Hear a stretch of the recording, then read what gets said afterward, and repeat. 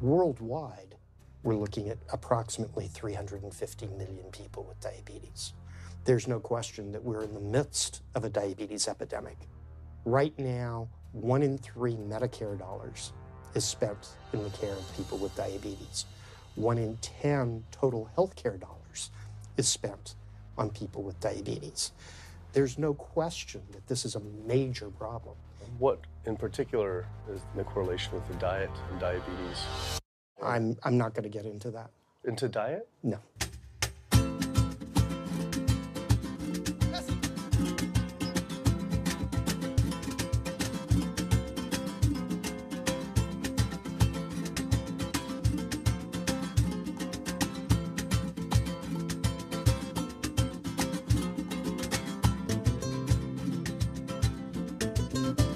My name's Kip. I'm a filmmaker from San Francisco and I have a confession to make.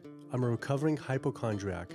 Like so many of us, I have a family history of diabetes, heart disease, and cancer. My dad had his first heart bypass at 49, his second at age 50. My grandpa died young from diabetes complications, and both my other grandpa and grandma died of cancer. I was always paranoid that I would also get one of these diseases. Like any good hypochondriac, WebMD Symptoms Checker was essentially my browser's homepage. Even in my teens, I took Metamucil every day and a daily aspirin. I read all the latest self-diagnosis books. I ate every multivitamin I could get my hands on, and I was obsessed with bodily functions. I followed all the large health organizations' recommendations for preventing disease. I exercise regularly, don't smoke, don't drink soda, get enough sleep, reduce stress, and grew up eating what I thought was a healthy diet. Until World Health Organization this morning has classified processed meat such as bacon and sausage as carcinogenic, directly involved in causing cancer in humans. Processed meat is clearly linked to an increase in cancer. Hot dogs or bacon could be just as dangerous as smoking cigarettes. the World Health Organization had looked at over 800 studies from 10 different countries, finding a direct link to consuming processed meat and cancer. Just one serving of deli meats daily increases your risks of colorectal cancer by 18%. I had no idea that what we ate affected cancer rates, but I never felt like I had eaten a lot of processed meats until I realized that processed meat includes hot dogs, bacon, sausage, salami, ham, pepperoni, cold cuts, and deli slices, basically everything I grew up eating. The World Health Organization classifies processed meat as a Group 1 carcinogen, the same group as cigarettes, asbestos, and plutonium, and classifies red meat as a Group 2 carcinogen. Was this like I had essentially been smoking my entire childhood? If processed meats are labeled the same as cigarettes, how is it even legal for kids to be eating this way? I thought this was new information, but many of these studies have been around for 50 years. I couldn't believe I'd been eating processed meats virtually my entire life and was just now finding out how dangerous they are. Why hadn't I been hearing about it from the American Cancer Society, the largest cancer group in the nation? When I went on their website, I was shocked to see that none of this information was featured on their homepage. But even more shocking, on their Eat Healthy page, they actually encouraged eating Group 1 carcinogenic foods like processed turkey and canned meats. This is after the World Health Organization reviewed over 800 studies definitively linking processed meat to cancer. Thank you for calling your American Cancer Society. My name is Sam. I'm a cancer information specialist. How may I help you today? Hi, I was calling because I was wondering why you all recommend people to eat processed meat on your website, which the World Health Organization has classified as a Group 1 carcinogen, which is in the same class as tobacco smoking, asbestos, and plutonium.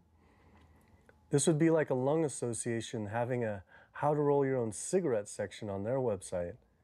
It's kind of the same thing. But let me just place you on a brief hold because He wasn't able to answer my questions and said someone would get back with me. I had always been concerned about cancer because both my grandma and grandpa died of cancer. I wondered if things would have been different had they known the link between diet and this terrible disease. In the US, 1 out of every 4 deaths is from cancer. Oh, sweet. American Cancer Society rep confirmed an interview this week. So we just went in for the interview with the American Cancer Society rep, and the security guard said there's no interview scheduled. So I went into my phone, and it turns out last night, after I told her that the interview is going to be about the correlation between diet and cancer, she said she could no longer do the interview. After repeated emails asking why she was declining my interview to simply talk about diet and cancer, she stopped responding altogether. Why would an American Cancer Society rep not want to talk about this? I was, however, able to connect with a growing movement of doctors who are willing to talk about the link between the standard American diet and disease. And it goes beyond just cancer. I took my old trusty van, Super Blue, once again out on the road. 2/3 of adults are now overweight or obese, and we have an epidemic cascade of debilitating disease that's overcoming the country. There's no way we can sustain the current style of care with the epidemic that we're creating with our diet and lifestyle choices. The diabetes, the arthritis, the heart disease, the dementia, the obesity, the cancers are affecting about 70% of deaths. All the data is that those 70% of deaths and morbidity are largely lifestyle related and preventable. Most kids by age 10 in the U.S. already have fatty streaks in their arteries, the first stage of atherosclerosis leading to heart attacks, strokes. Here in American medicine, we operate from the disease model. We are in the business of treating sick people. We are not in the business of trying to prevent people from becoming sick. When you look at chronic disease risk, all the things that we walk around worrying about, actually dietary choices trump smoking when it comes to those risks. If I could deliver one message to the researchers who are looking for the cause of diabetes and the cause of clogged arteries and the cause of high blood pressure and the cause of obesity, I would tell them the answer's in 3 words. It's the food. It's what Americans are eating. Today, with 2/3 of Americans being overweight, clearly there's a food issue. In the next 25 years, 1 out of every 3 Americans will have diabetes. My name's Michael Abdallah. I'm from Atlanta, Georgia, and unfortunately I was diagnosed about 10 years ago with diabetes, and 8 years ago I had 2 stents put in. I don't know where to go, I don't know what to do. You're just like out of options, and you don't know what to do. You're taking medicine, you listen to this doctor, and the cardiologist says take this, and the endocrinologist says take that. Then your general practitioner doctor says you don't know what's going on here, and it's a real challenging thing, and it's something that you don't want to get it. You just don't want to get it. Government and media almost exclusively blame lack of exercise and sugary foods as a cause of diabetes. But I wanted to talk with an actual expert on the role of diet and diabetes. I went to speak with premier physician, diabetes expert, and researcher, Dr. Neil Barnard. What role does sugar play in causing diabetes? It drives me crazy. Diabetes is not and never was caused by eating a high carbohydrate diet, and it's not caused by eating sugar. The cause of diabetes is a diet that builds up the amount of fat into the blood. I'm talking about a typical meat-based, animal-based diet. You can look into the muscle cells of the human body and you find that they're building up tiny particles of fat that's causing insulin resistance. What that means is the sugar that is naturally from the foods that you're eating can't get into the cells where it belongs. It builds up in the blood, and that's diabetes. I had never heard that meat was associated with causing diabetes. We had always been told that sugar or obesity caused it. Renowned weight loss bariatric surgeon Dr. Garth Davis, though, agreed. Everyone thinks that you get diabetic because of carbs. They did a huge study in that EPIC study, 500,000 people. Carbs consumption was inversely related with diabetes. In other words, the more carbs someone ate, the less diabetes they had. But meat was strongly correlated. Get that aha moment. The starches, the carbs are good for you.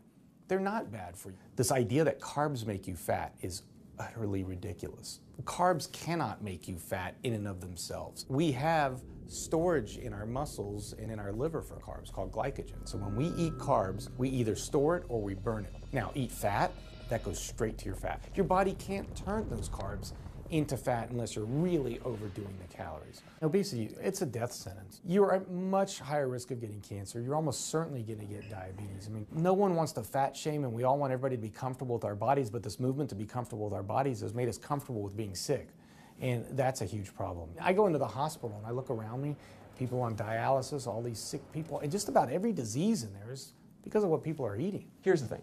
If I eat a sugary cookie, The sugar lures you in like the Trojan horse, but waiting inside that cookie is a huge load of butter or shortening, and that's what fattens you up, and that's the part that leads to the diabetes. It's the fatty foods, not really so much the sugar. It's not that sugar is good for you. There's no nutrients in it. It's excess calories. But when you eat sugar, you don't get inflammation right away. When you eat sugar, you're not getting plaques forming in your vessels. When you're eating sugar, your body's going to store most of it as glycogen or burn it as calories. And so this focus on sugar has taken all the focus off meat, dairy, eggs, pork, turkey, chicken. People need to understand, if their child gets diabetes, you've just taken 19 years off their lifespan. We're talking life and death. I realized there was so much more about diet and disease that I hadn't ever learned. It felt as if this information had been practically withheld. Processed meat causes cancer. Sugar doesn't cause diabetes. I had doubt about the claims these doctors were making, so I did some searching on my own.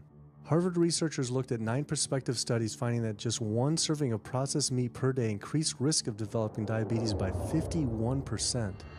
The link between eating meat and developing diabetes became undeniable. But when I went on the leading diabetes organization's website, the American Diabetes Association, not only did they not have this information front and center, they were featuring recipes for red and processed meat. And on their recipes for healthy living, they had bacon-wrapped shrimp? What the hell? All right, send an email to American Diabetes Association, see if they'll get back to us. As destructive as diabetes is, it pales in comparison to heart disease. Over 17 million people die every year from cardiovascular disease. It is the leading cause of death around the world. Nearly 1 out of every 3 people will die from this disease. The amount of people who die from cardiovascular disease is the equivalent of 4 jumbo jets crashing every single hour, every single day, every single year. My name is Amy Resnick, and I'm from Swampscott, Massachusetts, a little bit north of Boston. And I recently went to my doctor for asthma because I had a very hard time breathing. And while there, she did some blood work, and one of the tests was C-reactive protein, and on a scale there was a scale of 1 to 3, 1 being low for cardiac event, 3 being high for cardiac event, and my number was 10.82. What does that mean? That means I am on the road for a heart attack, and she said probably within the next 30 days. 30 days? 30 days, if I'm going the way I was going. I take this for my heart arrhythmia, take this for pain, oxycodone for pain, and lorazepam for stress, cyclobenzaprine for a muscle relaxer. Also take Topamax and Prozac. And I also use a CPAP machine to help me breathe. And my asthma has been so bad this past year, I use it during the day as well to get some air. I am tired when I wake up. I'm tired during the day. I take a nap. I'm still tired. I can't breathe. And I know I need to make a change for my health, or else I'm not going to be here for my family. When we speak of heart disease, I would say the role of alcohol is pretty small. The role of sugar is very small too. Smoking is big, but the good news is that most people have quit or never did smoke. The problem with animal-based diet, its contribution to heart disease is huge and it is pervasive. All this expensive imaging, procedures, bypasses, medication, none of which has one solitary single thing to do with the causation of the illness. So you die of a completely benign foodborne illness that never had its causation treated. When we eat these kind of dead meat bacteria toxins, within minutes, you get this burst of inflammation within your system such that you basically paralyze your arteries. You get this stiffening of the arteries, their inability to relax normally in half. So it's not like decades down the road eating unhealthy, there'll be some damage. No, we're talking damage right then and there within minutes of it going into our mouth. Many people are given the diagnosis of Alzheimer's disease when it's not true Alzheimer's at all. The vast majority of people suffer dementia due to their tiny blood vessels in their brain clogging up up and their nerve cells being shortchanged of oxygenated blood. And guess where that blood vessel dementia comes from? Those little tiny arteries are clogging up from that steady stream of fat, cholesterol, etc. It's really quite clear from the standpoint of cancer and the standpoint of cardiovascular disease that animal protein plays an enormous role.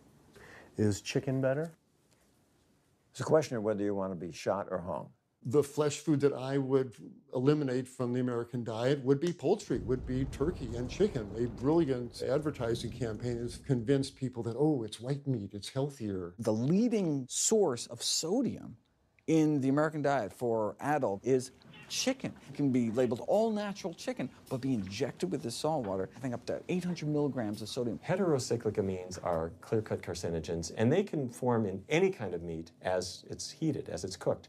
But by far the biggest source is chicken. We sent researchers into fast food and family restaurants. Not only were there carcinogens in every single restaurant, but we found them in every single chicken sample that we took. If somebody brings their family in and they're buying a bucket of chicken, nobody tells them that there are carcinogens. If you're selling carcinogens to people, you've got to warn them that they're in there. But the American Cancer Society encourages people to switch from red and processed meat to chicken. Why would the American Cancer Society tell people to switch from eating one carcinogenic food to another when a Harvard University study showed that men with prostate cancer who eat large amounts of chicken increased their risk of the disease progressing 4 times? The number one dietary source in America of cholesterol is chicken because of the volume of chicken. You know, chicken's become grilled chicken and organic chicken. It's machismo, but it has nearly as much cholesterol per gram as red beef. So just on sheer volume, it's the number one source. Yeah, eggs being close behind.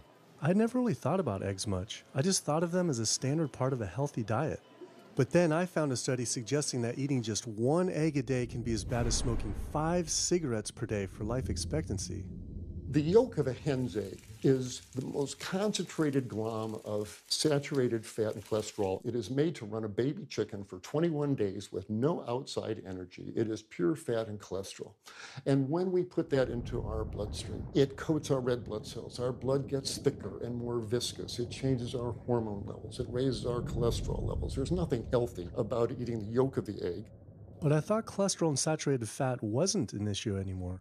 You know, these saturated fat studies that have come out trying to vindicate saturated fat, this is a campaign by the dairy industry, right? Number one source of saturated fat is dairy. It's not meat. 2008, the global dairy industry got together at a meeting and explicitly, read their agenda, was to neutralize the negative impact of milk fat by regulators and medical professionals, unquote. So what did they do? They funded studies. The main study that started the whole saturated fat media craze was funded by the National Dairy Council.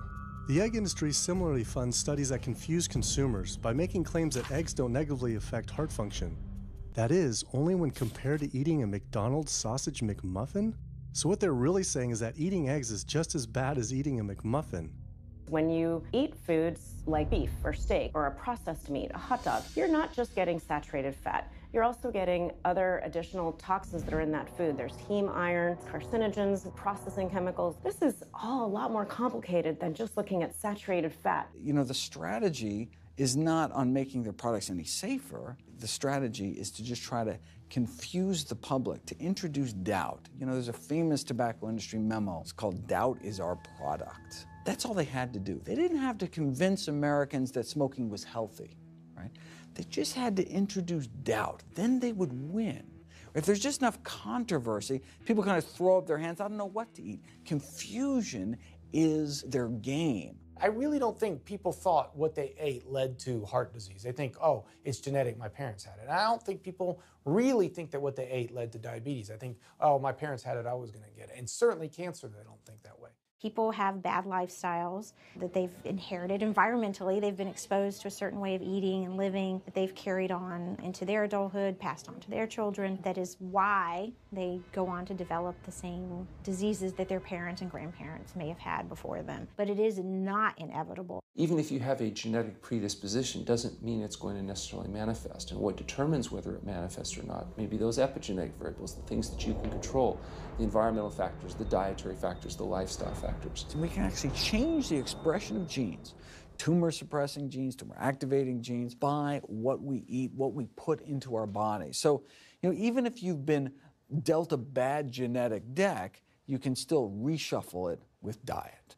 I had always thought that I would develop heart disease at a young age because both my dad and grandpa had heart attacks. I was taught that they were genetic, but their heart attacks probably had less to do with genes and more to do with their diets high in meat. That's why when I went on the American Heart Association's Heart Healthy Recipes page, I could not believe they had an entire section on beef recipes. This was just like the American Cancer Society encouraging eating Group 1 carcinogens on their site. Meatloaf, pork loin, steak on your recipe list? Are you kidding me? It's like this menu is trying to give people heart attacks. At your website, we noticed Heart Healthy Recipes, and we were kind of bewildered by why there's a bunch of recipes on, a whole section on beef recipes, and there's also a section on egg recipes when there's such a strong link between beef, red meat, and heart disease. I honestly don't know because I don't do that, I guess. That's not what I do. Another organization rep that wasn't able to answer my questions, but he said that he'd have someone get in touch shortly. I was, however, able to talk to the president of the American College of Cardiology, Dr. Kim Williams. So the American College of Cardiology is a 47,000 member and growing organization with a dedicated mission to reduce heart disease and to improve patients' lives. And if you look at the incidence of hypertension and diabetes and mortality in men, they actually get reduced as you go higher and higher in terms of how much you restrict animal products. What about fish? So fish is a little different. You've got the 4 worries, which is PCBs, mercury, saturated fat, and cholesterol. And the cholesterol is all over the place. You can hit tuna in water, that'll be almost less than a glass of milk, to salmon or tilapia, which is higher than a pork chop. If you look objectively at fish, what you find is they've become essentially mercury sponges. And that's why in many parts of the country they warn you, don't have more than so many of these fish a week because it's getting too much mercury can kill you. Fish are eaten by bigger fish who are eaten by bigger fish, and these pesticides and herbicides bioaccumulate in the fish flesh. And these big fish, including the salmon, which people think is the healthiest fish, truth is the amount of pesticides and herbicides in the flesh of these fish are shocking, and they have estrogenic and cancer-promoting properties in them. They'll say, well, but don't sardines have less concentration of toxic waste product than other ones? Something being less toxic doesn't make it healthy. It just makes it less toxic. Farmed fish is by no means healthier. All the antibiotics that these animals have to be fed, similar to chickens and turkeys kept in confinement. These fish get infections. They get fungal infections. They get bacterial infections. You've got to feed them antifungals, antibiotics, and these substances accumulate in the fish flesh as well. I always knew that pollution was bad for our health, but I had never thought about the environmental pollutants affecting food. Dioxins, being the most toxic man-made chemicals known to science, cause all sorts of things. They cause endometriosis, they cause cancers, they cause endocrine disruption problems. Most of your exposure, 93% of it, comes from eating meat and dairy products because it climbs up in the food chain so effectively. So you can get exposed to living near these incinerators and breathing it, but it'll take you 14 years to breathe in as much dioxin as a cow will ingest by eating the grass in one day. And that dioxin will accumulate in its fat, which includes the milk and the meat, and anyone eating meat or dairy products is going to get that dose of dioxin, so it climbs up the food chain every step. Men have no way in their bodies to get rid of dioxins, but women have 2 ways. They're both involving having a baby. One is that dioxin crosses the placenta into the growing infant, and the other is that it comes out from the breast milk. So if you have a meat and dairy consuming mother breastfeeding that infant, then the highest impacts of toxic exposure like mercury and dioxins will go to that infant. Pregnant women are told, oh, certain types of fish should be avoided. But what about all these other animal products which are introducing, imagine as the fetus is developing, introducing these very harmful toxins which create reproductive abnormalities, developmental problems, and hormonal issues right as the child is developing, the most critical stage of development. It does make you worry when people say, don't you want to have a little bit of milk because you're pregnant? Don't you want to have some fish because you're pregnant? Who do you think is going to get the chemicals that are in that? All these environmental toxins and toxins from the feed that they're being fed accumulate in their tissues and are released into the mother and unfortunately to the child when you eat these products when you're pregnant. So this includes antibiotics, hormones, steroids in animal feed. Commercial animals are largely fed GMO corn and soy, which are very laden in pesticides. PCBs have been banned since the 70s, but they persist in the environment. Dioxins, all of these compounds can create hormonal, reproductive, developmental damage as well.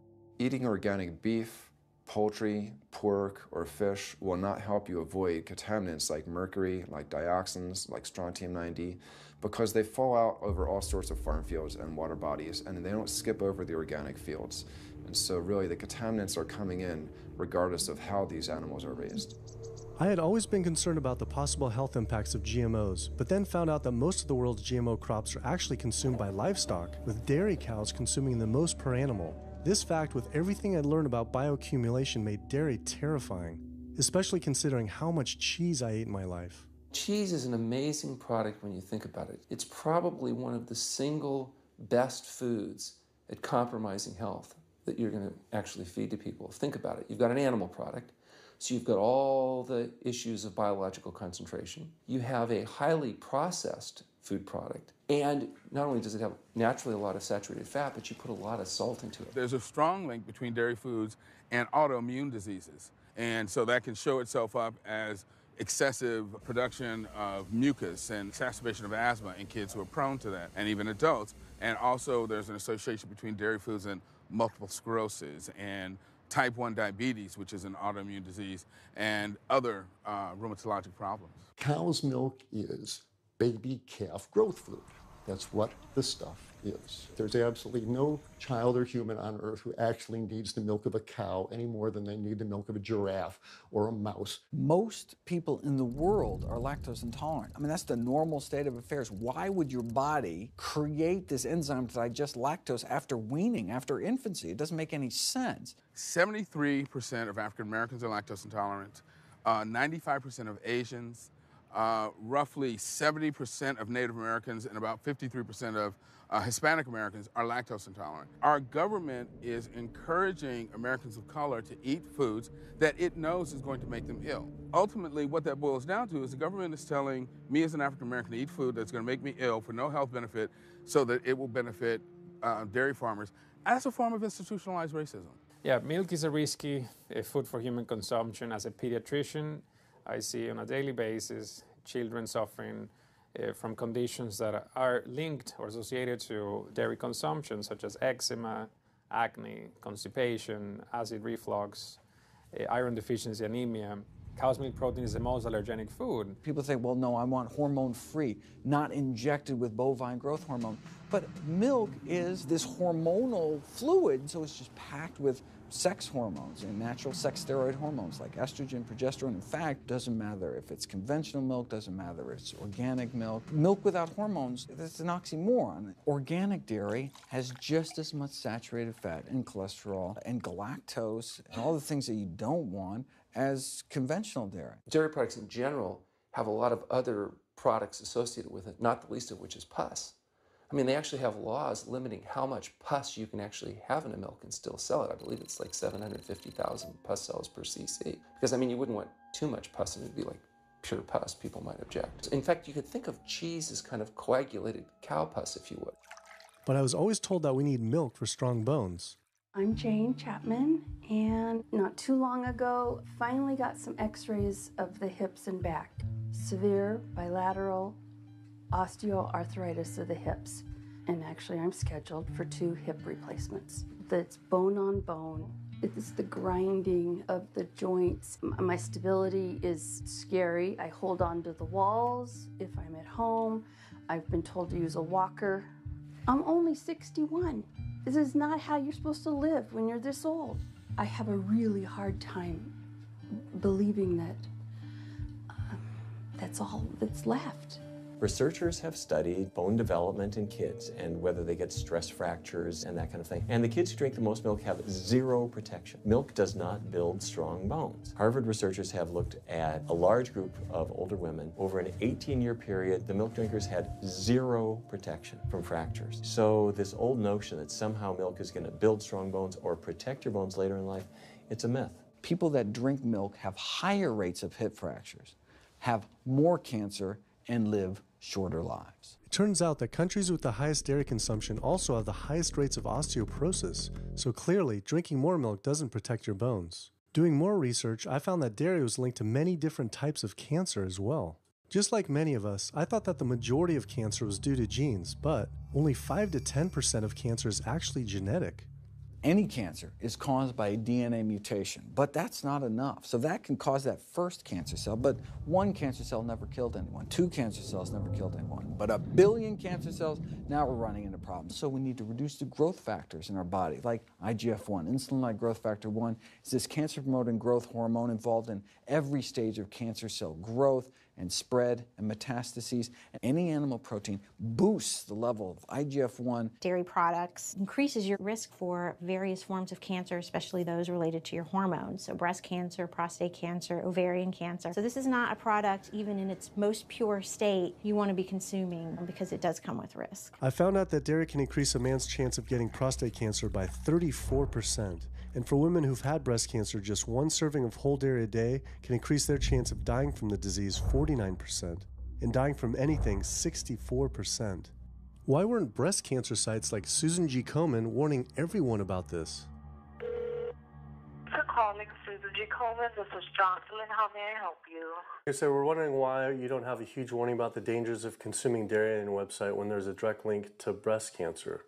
There was a study published in the Journal of the National Cancer Institute that found out women consuming dairy who has had breast cancer increases their risk of dying of breast cancer 49%. I was wondering why it's not on your website. We cannot answer these types of questions. Once again, another health organization rep saying someone else would have to answer my question. Rather than risk being stood up again, I went straight to the local Susan G. Komen chapter to see if they would answer my questions.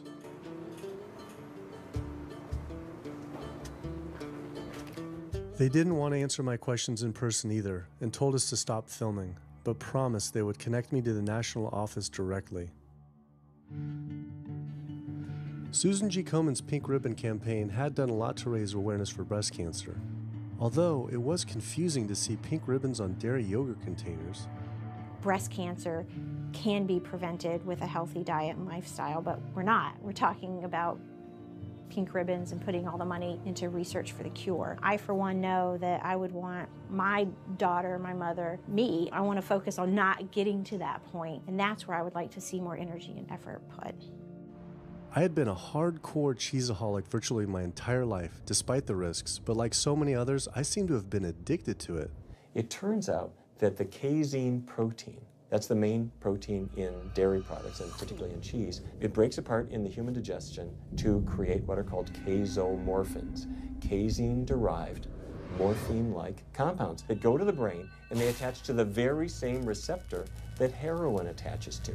Don't get me wrong, they're not as strong as that, but they are strong enough to make you come back again and again and again, despite the fact that you're gaining weight, you're more unhealthy than you've ever been, but that cheese just calls out to people. Casomorphin may play a role in SIDS, and sudden infant death syndrome, may play a role in autism. This is one of the reasons why we don't want infants drinking milk from cows. Human breast milk has 2.7 grams of casein per liter, compared to 26 grams per liter for cow's milk. That's practically 10 times more. No wonder it's so addictive. This talk about addiction made me think about all the drugs animals are fed. I went to the headquarters of the Center for Food and Safety, the nation's leading FDA government watchdog group, to see how concerned we need to be about drugs in our food. So that we know of, there are at least 450 different drugs that are administered to animals, either alone or in combination.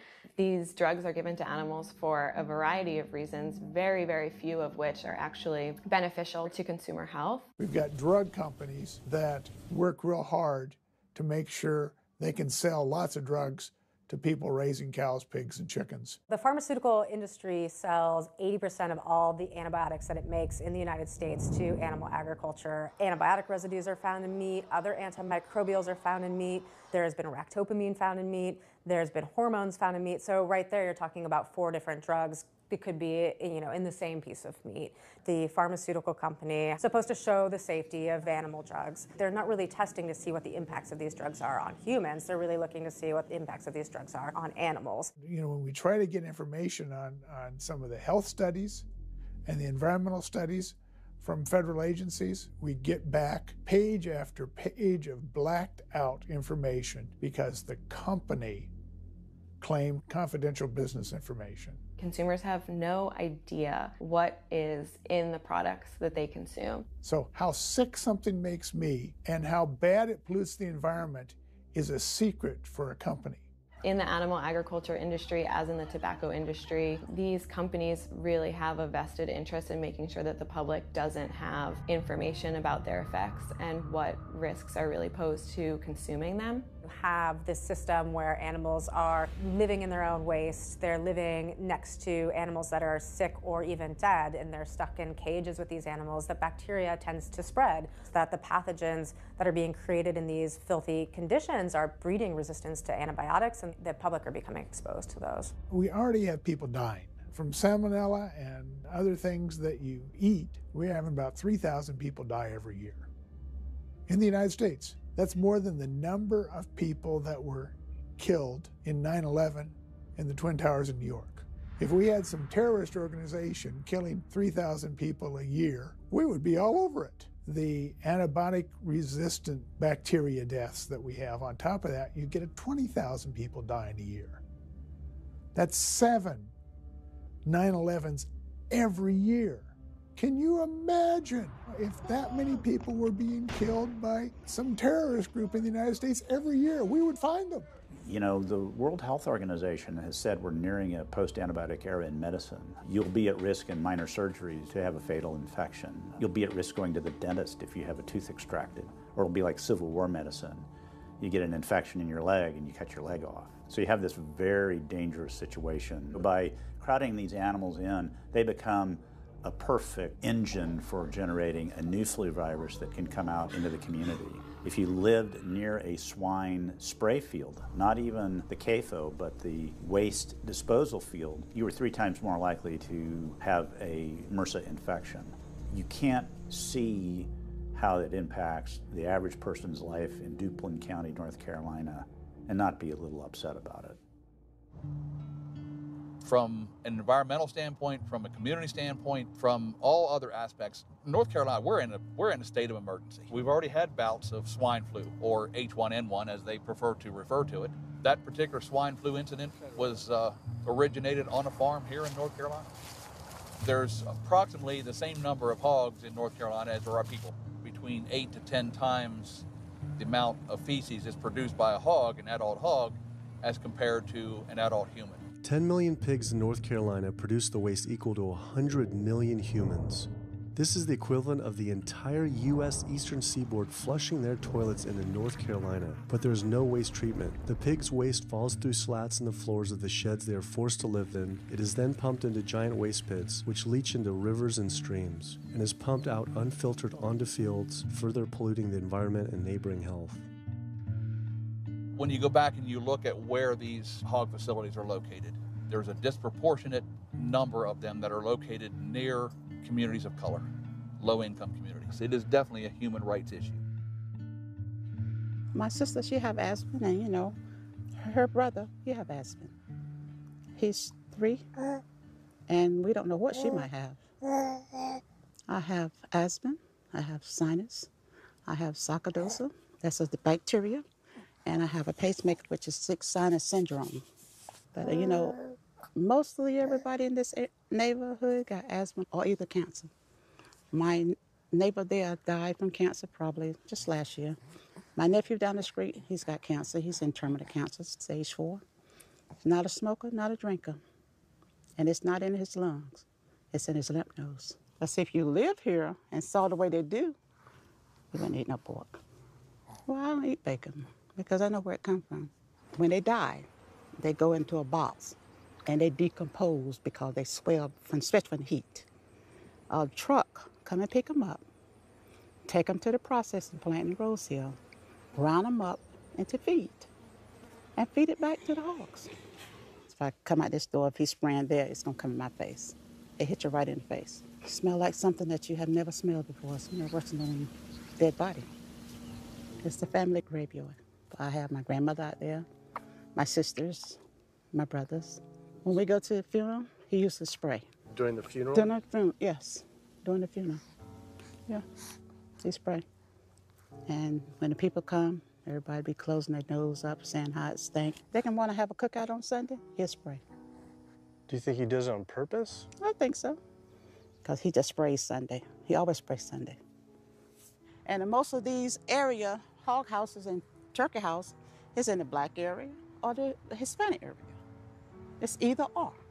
Do you think it's also a civil rights issue? Yes. Yes, I do. Yes, I do.